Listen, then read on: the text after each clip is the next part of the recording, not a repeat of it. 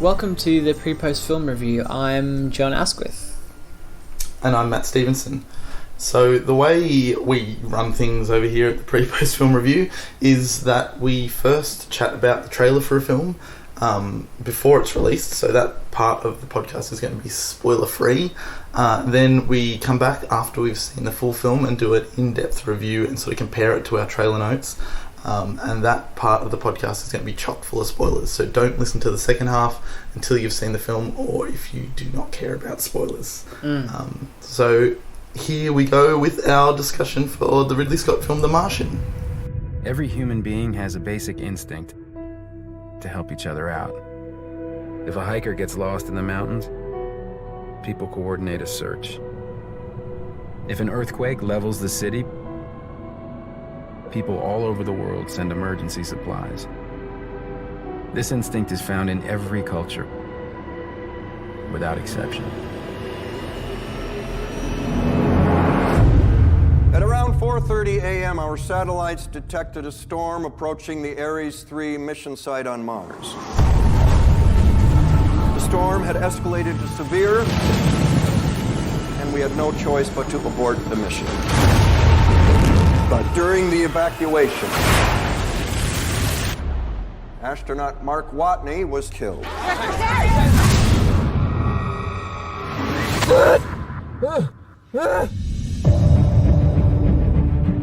I'm entering this log for the record. This is Mark Watney, and I'm still alive. Obviously. I have no way to contact NASA or my crewmates. But even if I could, it would take 4 years for another manned mission to reach me. And I'm in a hab designed to last 31 days. So, in the face of overwhelming odds, I'm left with only one option. I'm gonna have to science the shit out of this. Okay, let's do the math. I gotta figure out how to go forward. Okay, John, so we've just watched the apparent teaser trailer for Ridley Scott's new film, The Martian. What are your thoughts, having watched this 3-minute teaser? Well, firstly, I want to say I'm really annoyed that this is called a teaser trailer. Yep. Just because it's the first one they released, I guess they're calling it that. This is this would be a long full-length trailer, normally. So don't call it a teaser.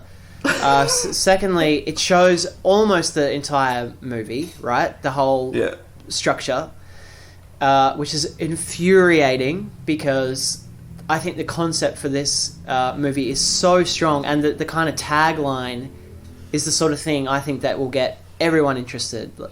A guy gets stranded on Mars and has to survive. That's amazing. I think, and I think everyone's going to want to go and see that.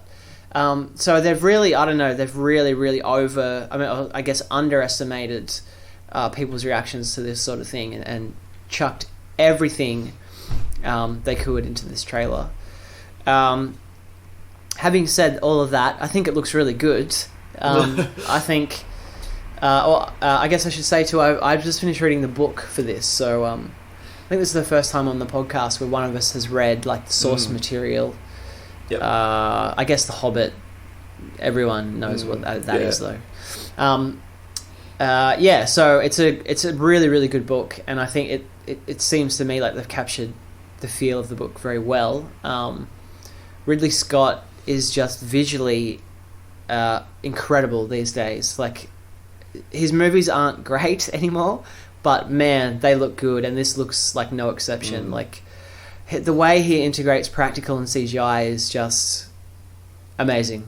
I'm in awe of how he does that. And I feel like no one ever talks about that with him, but it's really impressive. I think it looks good. I think Matt Damon looks great and charismatic as this lead.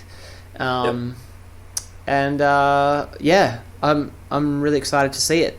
What do you think, Matt? Yeah, I, as usual, agree with you, John. I am actually really annoyed at this trailer.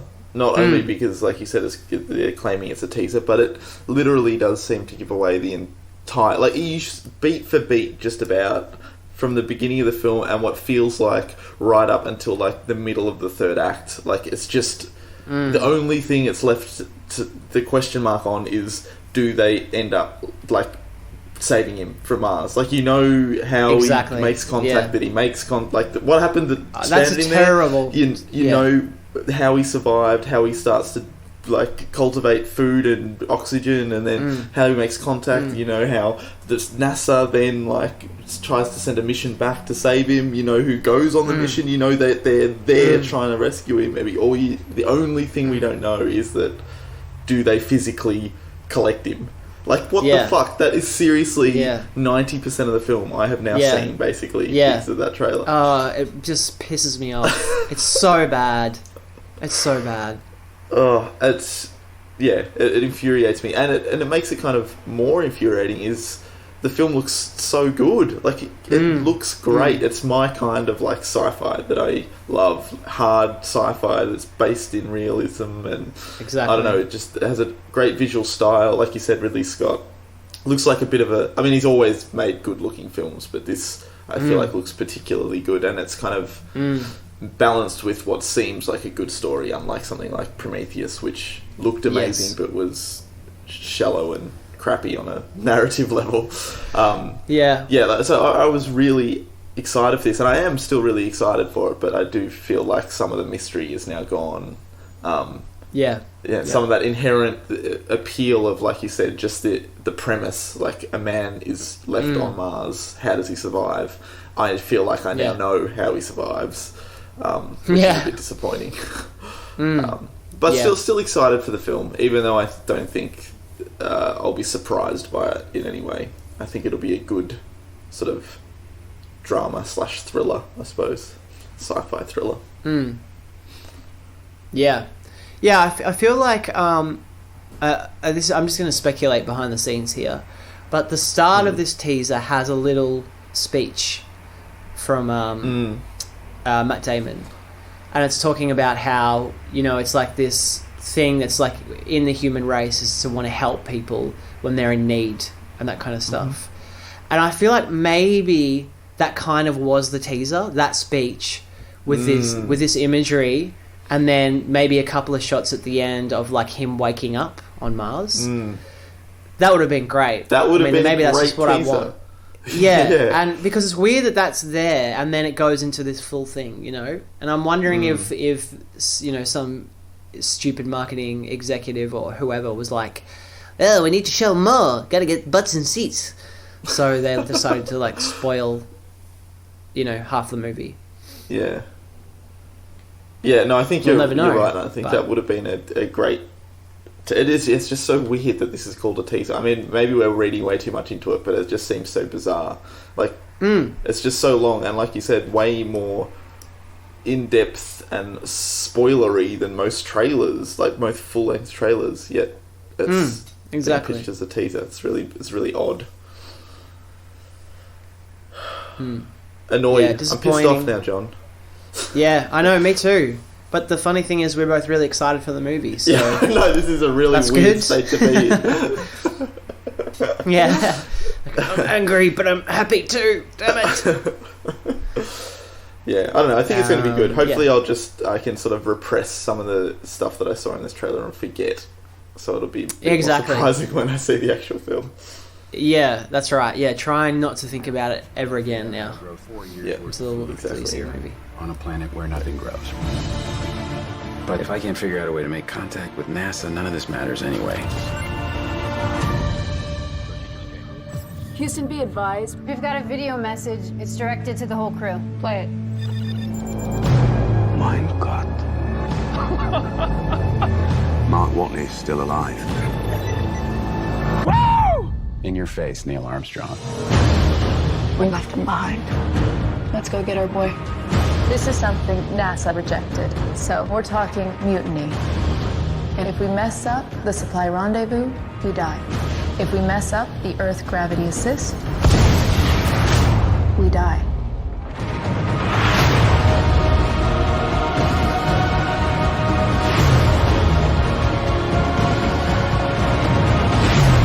It's space. It doesn't cooperate. I guarantee you that at some point, everything's gonna go south on you. And you're gonna say, this is it. This is how I end. Is it possible that he's still alive? Thanks for those trailer impressions, past Matt and John. I think they were very interesting. And now we've travelled forward in time a little bit. And we have seen The Martian, Matt. We have. The movie. Yeah, not just aliens. Yeah, that would be amazing. That would be really amazing. But unfortunately, that's not the case. So we're just going to talk about the movie instead. So I'm going to ask you what your general thoughts were, having seen this after the spoilerific trailer that we were talking about before. And I'll also ask, just on that note, whether the trailer actually did leave room for any surprises at all for you, or whether this movie was exactly what you thought it was going to be. Well, I guess in general, I really liked this film. I thought it was really good. I mean, probably not Ridley Scott's best, but really solid. I was very happy when I came out of this film. In terms of whether the trailer spoiled it, I think it definitely did. Probably the biggest issue I had was that I did feel like I knew most of what was happening. I guess there was sort of some plot mechanics towards the end about him sort of driving out to this crater to then launch up and meet the spacecraft where they were going to catch him. But I mean, having said that, in the trailer it did show him launching off, so I knew that was going to happen. But there was some minutiae in terms of what was happening in the plot that was kind of surprising, I guess. But it was a little disappointing, and I think that I'm wondering whether that was what caused the film to feel like, at least for me, that there wasn't much at stake a lot of the time. Like, as much as I enjoyed the film and it was really fun to watch, it felt to me like I never doubted that he was going to solve anything. I never felt like there was any real big issue that he had to overcome. And I think some of that has to do with how quickly it just like barrels through everything. Like he sort of he's talking to his little video camera saying, this is the problem, and then we like cut and he's like, this is the solution, sort of thing. And I mean, it was like interesting, like all the sciencey ways he solved those, but I never really felt shit, like how are you going to solve that? Because it was like it was solved almost immediately. So I don't know whether that's an issue with the pacing, or he's sort of trying to cram so much into this film, or whether that is the trailer and me having seen so much and knowing that he was going to survive all these things, or knowing how he solved a lot of them, like how he grew the crops and all that sort of stuff, because I'd literally seen it in the trailer. So yeah, I guess to answer your question, yeah, I think the trailer was very spoilery and it did deter from my enjoyment a little, but I still think this is a super solid film, and I really enjoyed my time in the cinema watching it. What about you? You are in the unique position, at least in this podcast, of having read the book. Did the film live up to your expectations based on that, or did knowing exactly what happened, I mean, more so than me, just watching the trailer, did that deter from your enjoyment at all? Yeah, so I'd say overall I thought this was a really good movie, but I wouldn't say it's a great movie. I think I probably agree with you in terms of the pacing. I think that there is such rich emotional material to be mined from this story, and I don't think the film touches on that except for one or two scenes. I think most of the time it's barreling through, just to use the same expression you used, of problems, solutions, Mars, Earth, like cutting back and forth really quickly. So I struggled to connect in any... I mean, I was entertained, but I wasn't invested in the story. And I really, really wanted to be. I was in the book. Again, obviously when you read the book, you have more time with the character, and if it's well written, you do get more emotionally invested. That's just the difference between a film and a movie. But I was really hoping for that from the film, and I think Matt Damon does an awesome job with what he's given, but I wish he was given more. And actually, I think I was surprised to see that Drew Goddard wrote the script for this, because I really like him. Yeah, same. But I think the script wasn't fantastic. I think it was just okay. It was very... I mean, it was a fine adaptation of the book, but I don't think it changed enough in terms of making that transition from book to film. I think it's hard because the science is so important in this story, and I love it. And I love that it's about science overcoming like problems and like just sitting down and thinking your way out of a situation. I love that.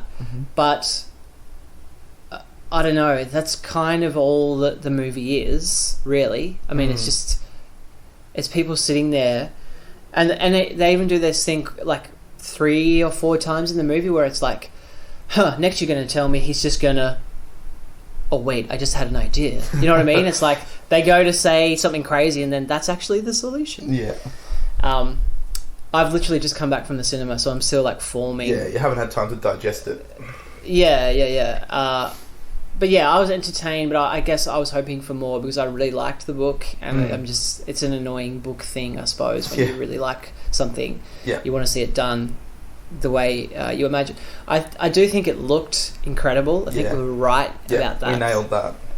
Ridley Scott, like, man, for all like the iffy story choices he makes as he gets older, his films just look so good. Yeah. And he can marry live action and CG like unlike any other director. I think he is like the king of doing that. Yeah, I would agree. Incredible. Yeah, I mean, probably with the exception of like 1 or 2 shots that looked a little, like you could tell some of the landscape was CG'd, but I mean there were very few and far between. Like there was some sort of aerial shots and things where I don't even know what was real and what's not. It looked like they fucking shot it on Mars. Like it's crazy. Yeah, I totally agree. Yeah, that's really impressive. But I think you make a good point about them, the way they talk about the science and solving things, because you're totally right. And when I was watching it, I was totally in love with the fact that it was so sciencey, and it's kind of like what the parts of films like Interstellar and things that I really like is when it just trusts the audience to be interested in the science. And like this film is almost, that's the point of the film, is, you know, he sort of gives that lecture at the end, which is perhaps a little on the nose, but you know, where he spells out what you were meant to take from the film in terms of, you know, thinking through problems, and there's always a solution, and not to give up, just like take it one step at a time. But I feel like as great as that was, it didn't do a very good job of showing that process. Like it was always so quick. Like he maybe had there was always like problem, and then he'd either solve it straight away, or there'd be like one little hurdle where he'd do it and then solve. Like you never saw him work through it, or like the tension of going, oh shit, you know, he has to solve this by a certain time. Like occasionally you're given like temporal deadlines, like he has to finish some project by this time, otherwise he's going to run out of food, or run out of, you know, he needs to get to the launch site at the time that the rocket passes, otherwise he's fucked. They won't be able to pick him up. But then I never felt like he was racing the clock, even though we're told that he is. You know, he was never really afraid that he wasn't going to do it. He's just like, okay, we need to get it done by this time. Oh, okay, it's done. You know, next problem, sort of thing. Which is not to say it wasn't interesting. Like I guess I'm just repeating myself, but like it was fun to watch that, but it wasn't. I think like in the trailer discussion, I was kind of expecting something more thrilling, more of a thriller, and it certainly wasn't a thriller. It was much more on the drama end, and I mean, having said that, one of the things that the trailer didn't spoil, I suppose is the wrong word, but didn't convey, was how funny the film was, and I think a lot of reviews have been pointing this out as well. But that was a bit of a pleasant surprise. Like I laughed a lot in this film, and it was just enjoyable spending time with Matt Damon's character, because it was so fun. Like his quips and one-liners were genuinely funny for the most part. So I don't know, maybe it's sort of like the trade-off was like it doesn't have the tension, but instead it's kind of just a funny film. Yeah, I think you have touched on something there. I was thinking the same thing. Like, I think the movie could have been half an hour longer. Yeah.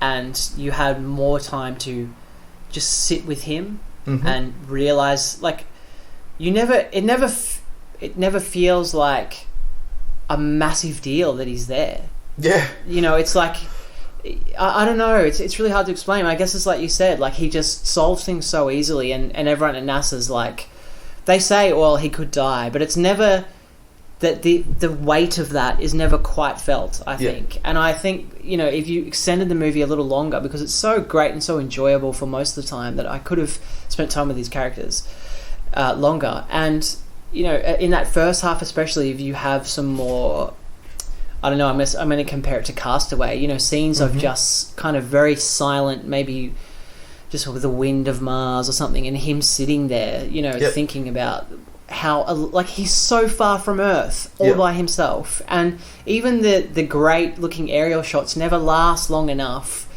for you to really get that sense of how utter loneliness that would be. And I think that would pay off so much more emotionally effectively at the end of the film, which I really felt for his character at the end when he finally reaches his teammates again, and I really enjoyed that moment, but I couldn't help but think I would be like sobbing at this point if we had just got to spend a bit more time with him one-on-one, not just solving problems, but actually being a bit more human about things, and sitting back and taking in the enormity of the situation. Yeah, I totally agree. And I mean, as well as the science stuff that I love, I also, the few moments where it does sort of convey that, not necessarily loneliness, but just the what fucking situation he's actually in. Like there's like one scene where he sort of is sitting on a rise on a hill overlooking the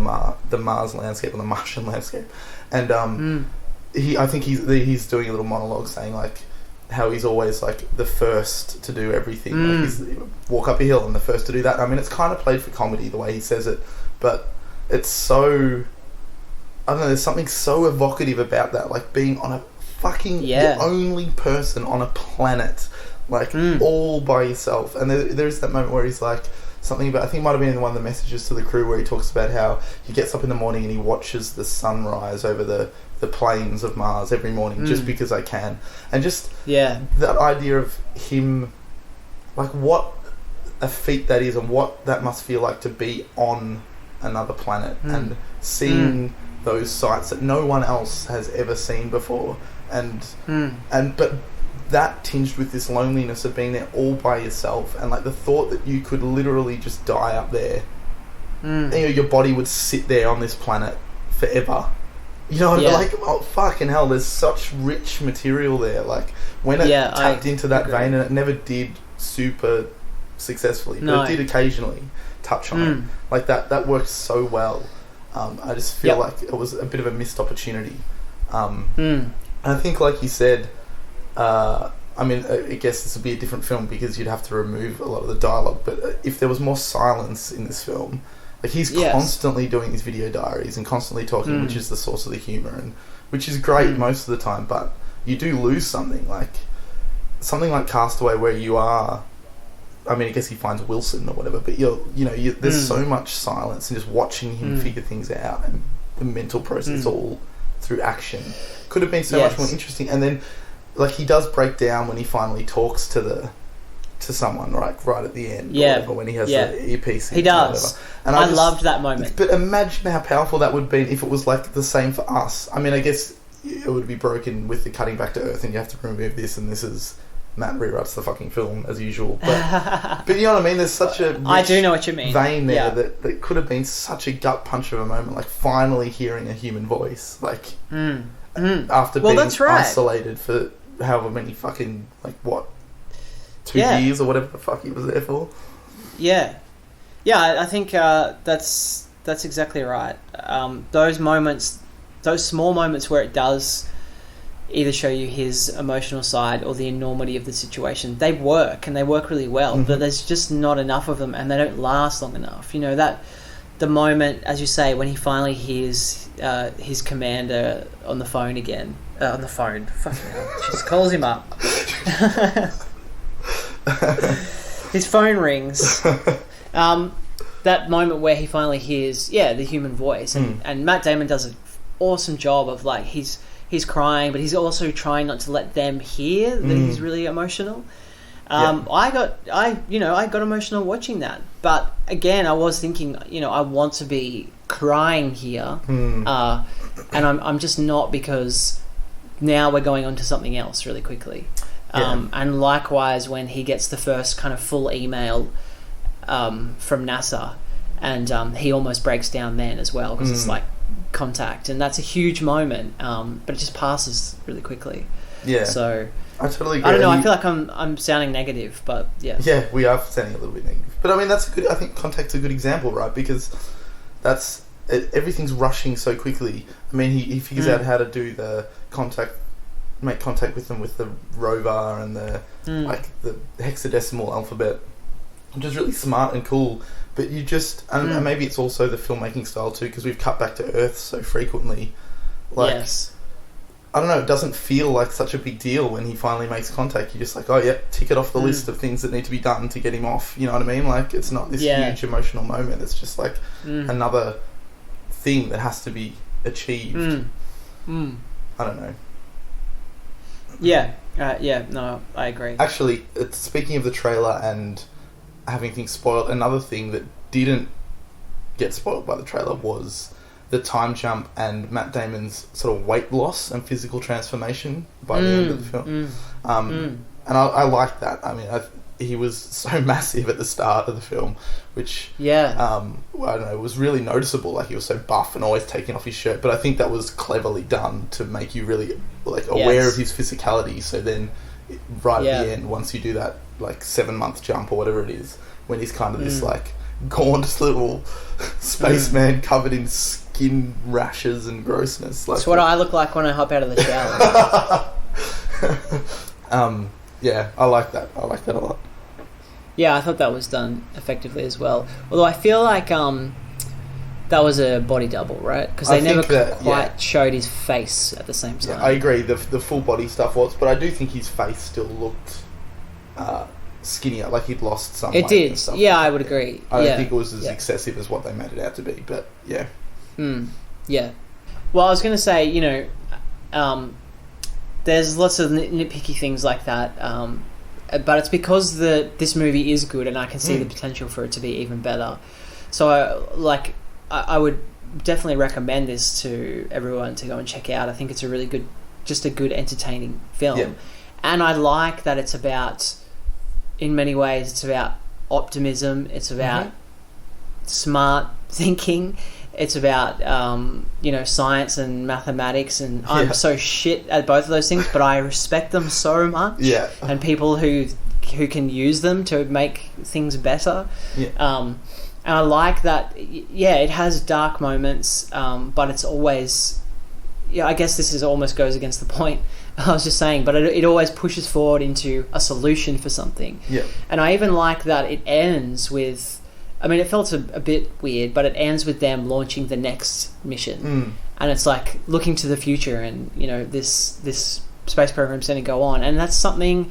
just on a human level we need, I think. I hope this kind of future happens, not someone getting stranded there, but it did bring me back to this kind of feeling that I think about every now and then, because I'm really all for space travel and exploration, and I want that in our lifetime, and I think there's kind of talk and chances that it could, and I just think that's really, really exciting, and I like that this movie pushes that, and there's no government conspiracy or dumb people. It's just smart people kicking ass. I think that's really, really cool. Yeah, I totally agree. I think it's really heartening that there's been there seems to be a slight trend back into this kind of hard sci-fi with Gravity, Interstellar, and this, which have all been incredibly successful and incredibly well made. I love it. I love that we're living in a time where that's starting to be part of the conversation again and exciting people, and it's great. Yeah, I totally agree. I think, I really hope it is a reflection of where things are going in terms of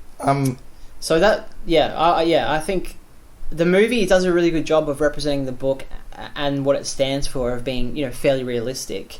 But for some reason they wanted, I guess, more of a heroic Hollywood ending at that point. And so it's interesting that stood out to you, not knowing the source material, as a bit strange.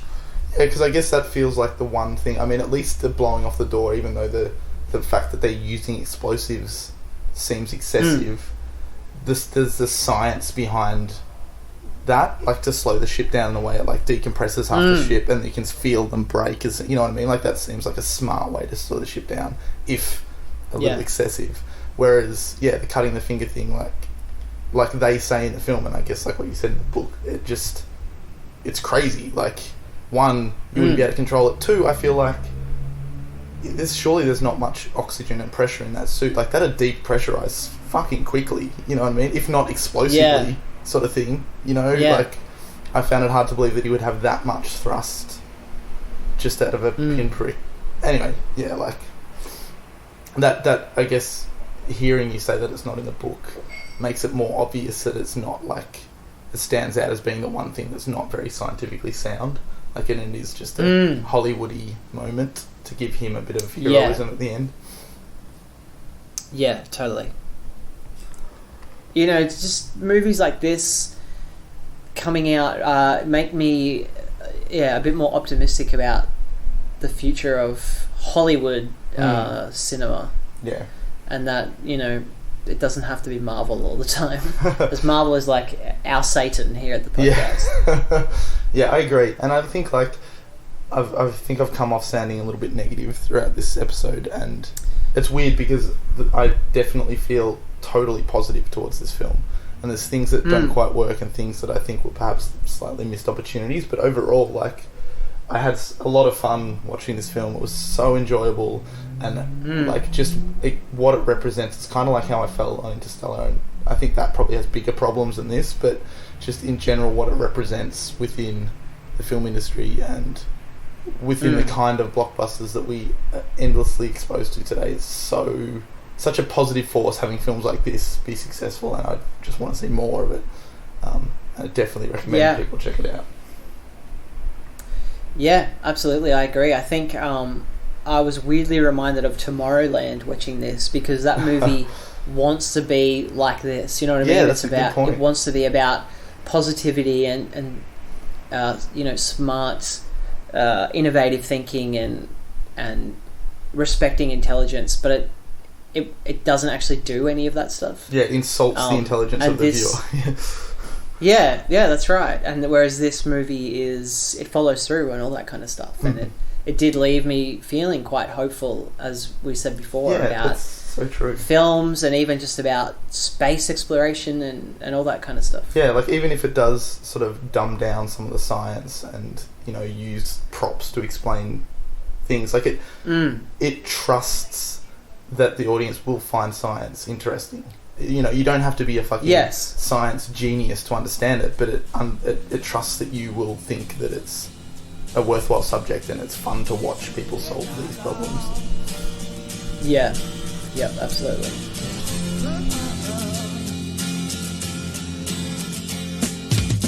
Didn't know what time it was, the lights were low. I leaned back on my radio. Some cat was laying down some rock and roll, let us all said. Then the loud sound, it seemed to fade. Came back like a slow voice on a wave of fade. Thanks for listening to the PrePost film review.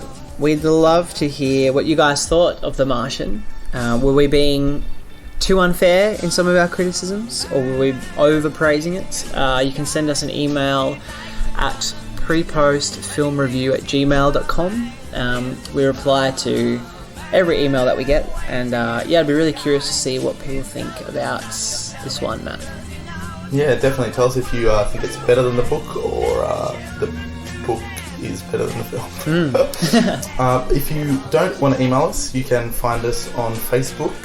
You can like us there and comment on our posts and send us messages. That would be cool. We're also on Twitter.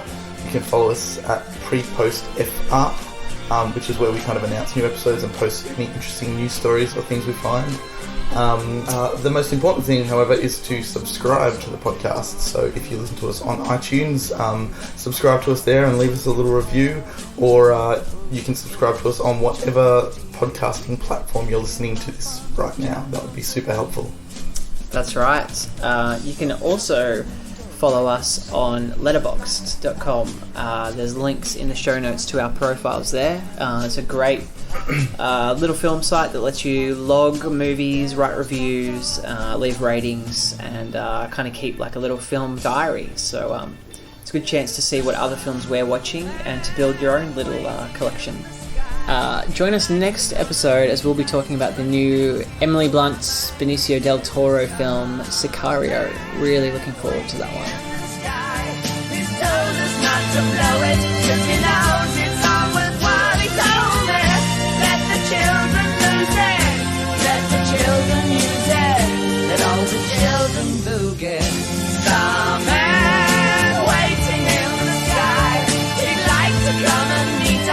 But he thinks he'd blow our minds. There's a starman waiting in the sky. He's told us not to blow it, 'cause he knows it's all worthwhile. He told me, let the children lose it. Let the children use it. Let all the children boogie.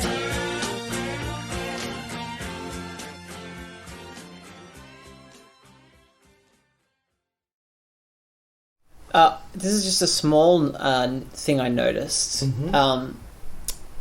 That Ridley Scott must have a thing for like slowly dissolving opening titles. Did you notice that The Martian, it wasn't as slow as Alien, but it did a similar thing. It like dissolved out really slowly, and like parts of the letters disappeared before other parts of the letters. Really? No, I didn't even notice that. It's a terrible way of explaining it, but yeah, like the I in The Martian stayed slightly longer than Interesting. the rest of it. Maybe he's gonna like tie really... this franchise into the Alien franchise, and like the next yeah, that's his subtle hint. It's all gonna tie up with Prometheus and this Alien Paradise Lost and Martian 2. Martian 2.